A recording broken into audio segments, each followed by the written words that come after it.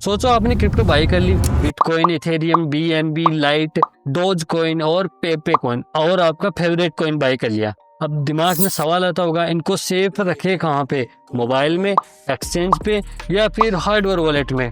और सबसे डेंजरस बात यह है कि 90% लोग क्रिप्टो खरीद लेते हैं, लेकिन वो एक गलती कर देते हैं, उसकी वजह से सारा क्रिप्टो उनका लॉस में चला जाता है, क्योंकि उनको वॉलेट का सिस्टम समझ में नहीं आता। वॉलेट तो इतनी सिंपल चीज है, कोई छोटे बच्चे के भी समझ में आ जाएगा।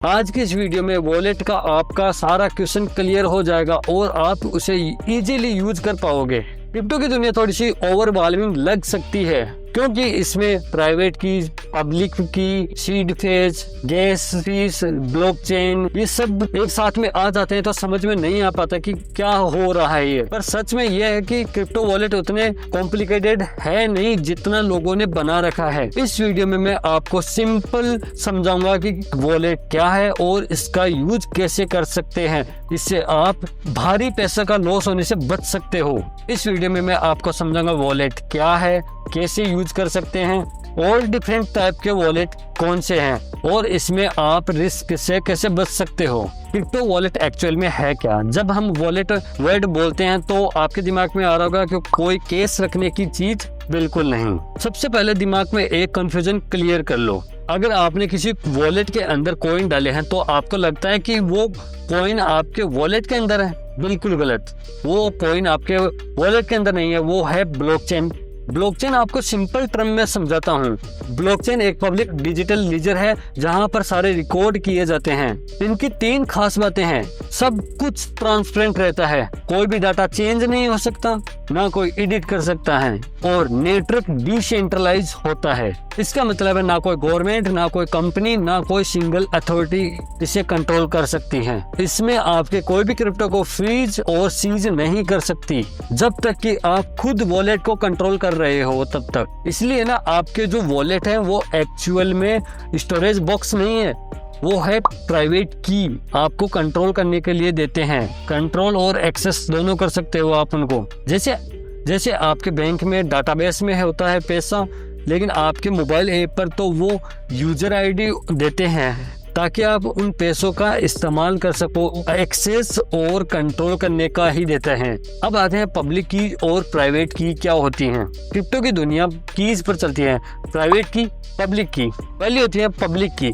पब्लिक की को वॉलेट एड्रेस भी कहते हैं। पब्लिक की और वॉलेट एड्रेस एक ही चीज होती है, ये आपके अकाउंट को भेजने के लिए और मंगवाने के लिए, दोनों के लिए काम में ली जाती है। प्राइवेट की या सीड फेस ये होती है मास्टर की, और ये किसी को भी शेयर नहीं करना चाहिए। अगर किसी की आपको मिल गई तो आपके मौज होगी और उनका सारा पैसा गया। आपकी किसी को मिल गई तो आपका भी सेम पैसा गया और इनमें कोई रिकवरी करने का ऑप्शन नहीं होता है। क्रिप्टो में पब्लिक की को शेयर करना सेफ है, प्राइवेट की को शेयर करना बिल्कुल भी सेफ नहीं है। सीड फेस का कंफ्यूजन क्लियर करो पहले। जब भी आप वॉलेट बनाते हो तो वॉलेट आपको 12 या 24 अक्षर देते हैं, उनको कहते हैं सीड फेस। ये वर्ड वॉलेट के रूट एक्सेस को करने के लिए दिए जाते हैं। सारे प्राइवेट की इसी से निकलते हैं। इसका मतलब है अगर आपका कहीं पे फोन खो गया या फिर ऐप डिलीट कर दी तो आप उन सीड फेस से वापस वॉलेट को रिस्टोर कर सकते हो।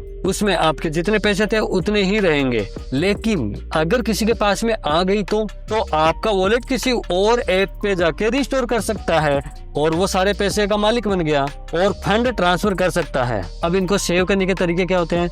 अलग अलग जगह लिख कर रखो। फर्स्ट तरीका ये है, ये आपको स्क्रीनशॉट नहीं लेना है, ना ही गूगल ड्राइव पे अपलोड करना है, क्योंकि वहाँ पर मालवेयर आ सकते हैं और आपके सारे सीड फेस गायब हो सकते हैं। मतलब आपके सारा अकाउंट जीरो कर सकता है। सीड फेस ऐसे समझो एक लाठी है और एक भैंस है, जिसकी लाठी उसकी भैंस। अब नेक्स्ट पार्ट में बात करें एक्सचेंज पर क्रिप्टो रखना क्यों सेफ नहीं है। नॉट योर की, नॉट योर क्रिप्टो, ये सिंपल सा नियम है एक, जो क्रिप्टो वर्ल्ड में फर्स्ट रूल की तरफ आता है। मैं इसके मेन 4 रीजन बताता हूँ। फर्स्ट है एक्सचेंज ऑनलाइन रहती है, हैकर उन पे हैकिंग ट्राई करते रहते हैं और पास्ट में भी बहुत सारे हैक हो चुके हैं। एक्सचेंज क्रिप्टो को लीड या शेयर के लिए देते हैं जिसमें 1:1 की बैंकिंग नहीं होती। रेगुलेशन या लॉ सूट से बैन हो सकती है और आप क्रिप्टो के रियल ओनर नहीं होते। एक्सचेंज तो सिर्फ होते हैं बाय करो, सेल करो, स्वैप करो या ट्रेड करो, प्रॉफिट बनाओ, अपने वॉलेट पे सेव करो। वॉलेट 2 प्रकार के होते हैं, हॉट वॉलेट,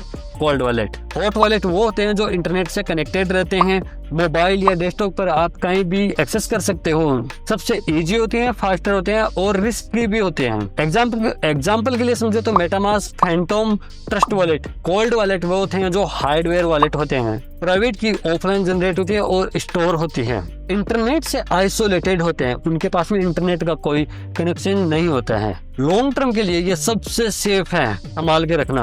अब इम्पोर्टेंट इन दोनों में से बेस्ट कौन सा है? हार्डवेयर वॉलेट बेस्ट है।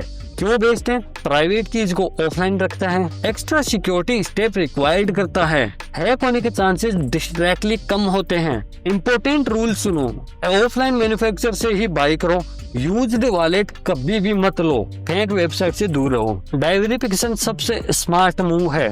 क्रिप्टो एक नया टेक्नोलॉजी स्पेस है, इसलिए सारे फंड को कभी भी एक वॉलेट में मत रखो, मल्टीपल वॉलेट यूज करो।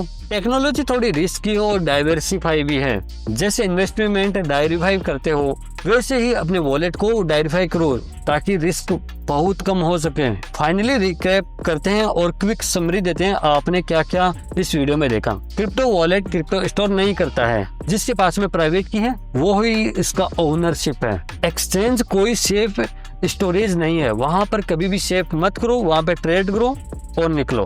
Hardware wallet best long term के लिए होते हैं, multiple wallet better security. Thank you. ये वीडियो कंप्लीट होता है और आपके कोई क्वेश्चन है तो नीचे कमेंट करिए और इस चैनल को सब्सक्राइब करिए। Thank you.